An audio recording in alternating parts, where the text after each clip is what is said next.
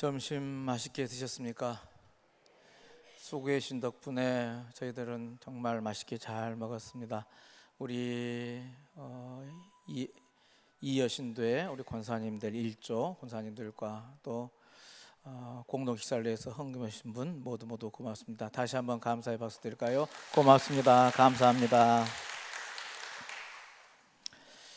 오늘 맥주 감사절 오예배로 구역연합예배로 드리면서 우리 잘 아는 데살로니가전서 5장 18절 말씀, 범사에 감사라, 이것이 그리스도 예수 안에서 너희를 향하신 하나님의 뜻이니라 하는 말씀 묵상해 보고자 합니다. 우리가 흔히 하는 말 중에 하나가 틀이라는 말이 있습니다. 틀. 물건을 만들 때 맞춰서 하는 일이 권력이나 판을 틀이라고 그러죠. 이 틀에 맞춰서 같은 물건이 여러 개 만들려고 하면 딱 그 성형에 해놓고 틀을 만들어 놓고 거기에 들어붙기만 하면 같은 모양으로 계속 반복되어지는 대량 생산의 근간이 되어지기도 합니다. 근데 이렇게 물건을 만들 때 사용하는 틀도 있지만은 우리 형식이라는 말도 쓰기로 하죠. 어떤 틀에 맞춰서 하는 행사의 순서라든지 그 형식이라는 게 있잖아요.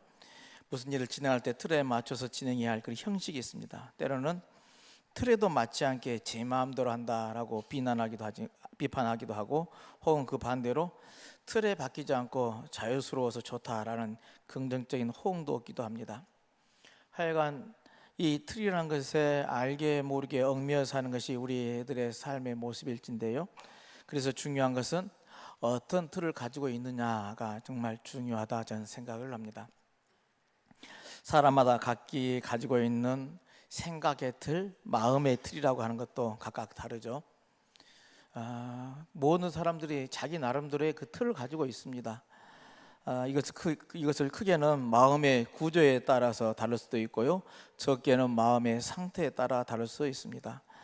마음의 구조라는 거 한다면은 그 사람의 사상이겠죠. 그 사상, 생각이 어떤 사상을 갖고 있냐면은 그 마음의 구조에 따라서 그 사람은 그 사상에 따라 생각하고 또 행동하고 실천하는 그런 삶을 살게 되는 것이고요. 작게 마음의 상태라는 것은 우리의 감정의 상태, 그때 순간순간 어떤 감정의 상태에 있느냐에 따라서 달라질 수 있다는 겁니다.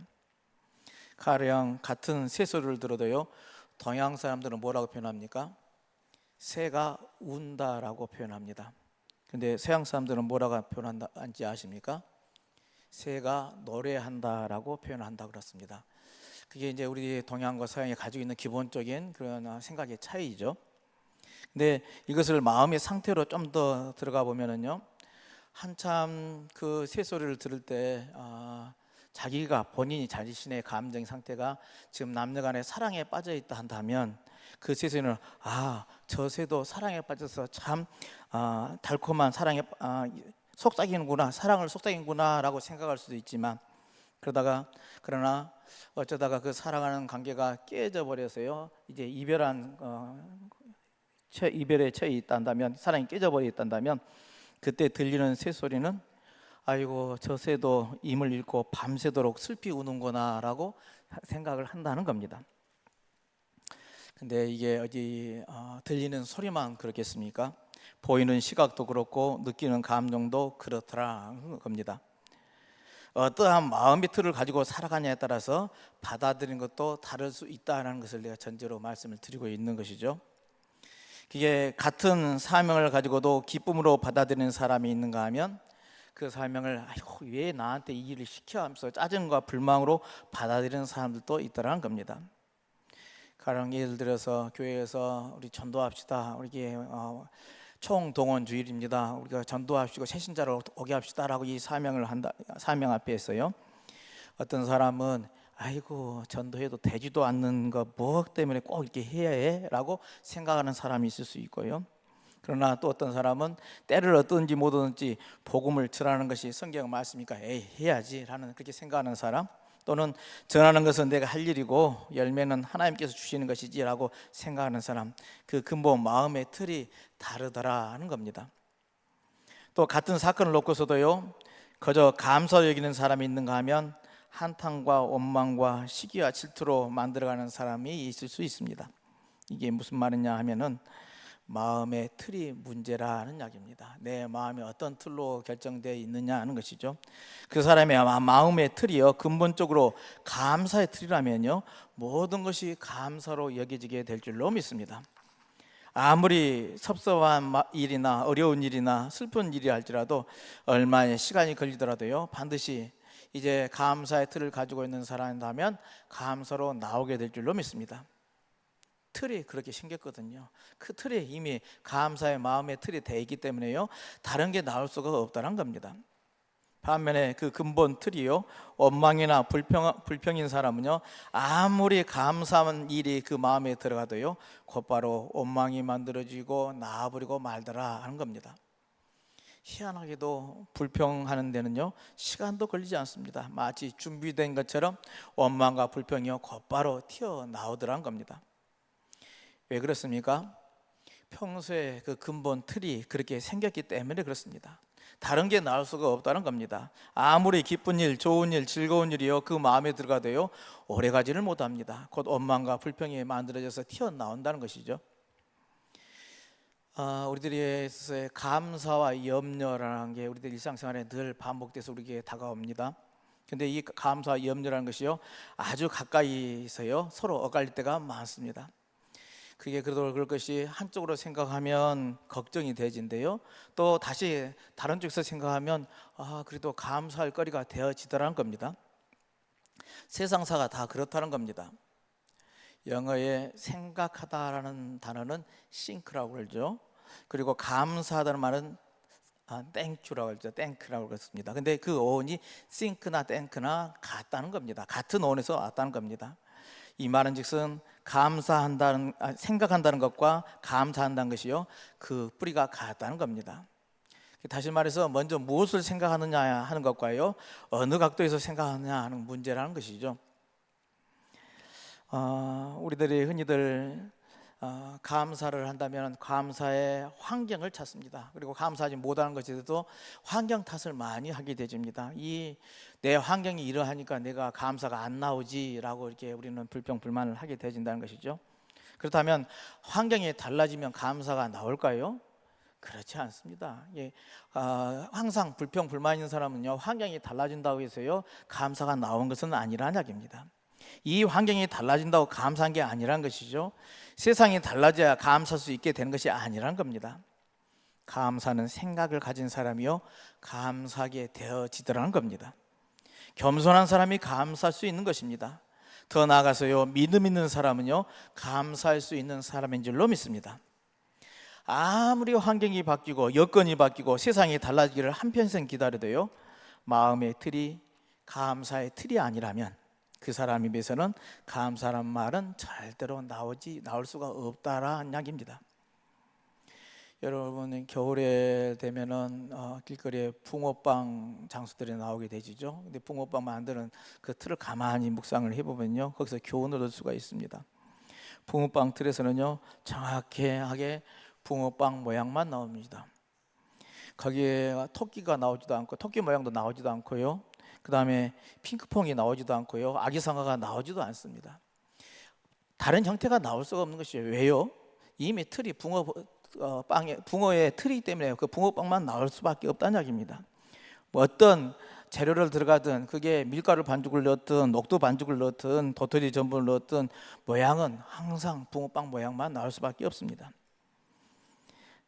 붕어빵 모양이 그 틀이 그렇기 때문에 그렇습니다. 문제는 우리들의 삶에서도요, 제가 생각한 것은 틀의 문제라고 생각을 해보았습니다. 그 근본 틀이 무엇이냐에 따라서요, 아무리 다른 재료가 들어가도요, 이제 붕어 틀에서는 붕어만 나올 수 있는 것처럼 우리의 삶에 어떤 틀을 간직하고 있느냐 하는 것입니다. 오늘 성경 본문 다시 한번 봅시다. 같이 읽어봅니다. 범사에 감사하라. 이것이 그리스도 예수 안에서 너희를 향하신 하나님의 뜻이니라. 아멘. 우리는 하나님의 부르심을 입은 사람들이죠.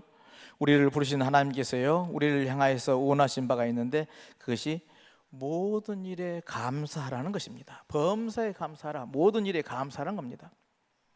그래서 오늘 본문 말씀을 다른 말로 하면 감사의 틀을 그 근본으로 만들고 살라라는 말씀입니다. 어떤 조건과 환경에서도 늘 감사가 나올라 간다면 그 틀 자체가 감사의 틀이 되는 것 아니겠습니까? 감사의 틀이 우리 속에 만들어지면요, 무엇이 들어가도 거기는 감사가 나오게 될 줄로 믿습니다. 여러분 한번 생각을 해보십시오. 마음이란 것이, 미움이란 것이 들어갔는데 나올 때가 감사가 되어 나옵니다. 눈으로 보고 귀로 듣는 순간 솟구쳐오른 원망과 걷잡을 수 없는 불평이 물밀듯이 밀려 들어왔는데요, 그것이 밖으로 나올 때는 원망과 불평이 아니라 감사가 되어서 나오더라 하는 겁니다. 가만히 생각하면 그렇게 된다 하면 좀 정말 소름 돋는 일 아니겠습니까? 놀라운 일이 아니겠습니까? 내 환경과 조건이 어떠한 상관없이 내게 그것이 들어간다 한들, 그런 조건이라 한다 할지라도 나에게 내 입에서 나오는 말이 감사가 터져난다면 정말 좀 놀라운 일인 것이죠. 근데 오늘 주시는 말씀, 범사에 감사라는 것이요, 그런 뜻 아니겠습니까? 어떤 상황이든 어떤 처지에서든 감사가 튀어나와야 되는 것 아니겠는가 하는 이야기입니다.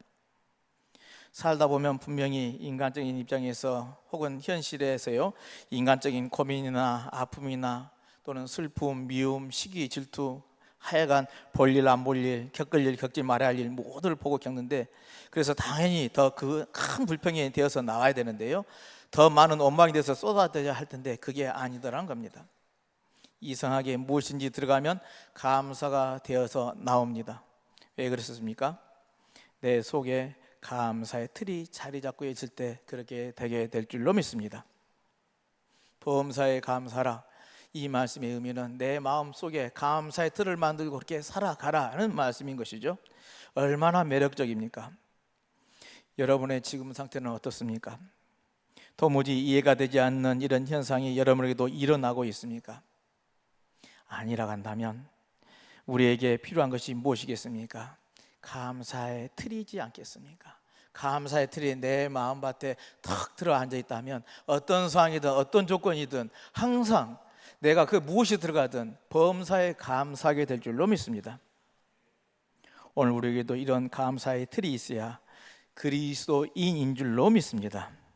하나님께 부르심을 받은 예수의 사람들이 한다면 이런 감사의 틀을 기본적으로 가지고 살아야 한다는 말씀입니다.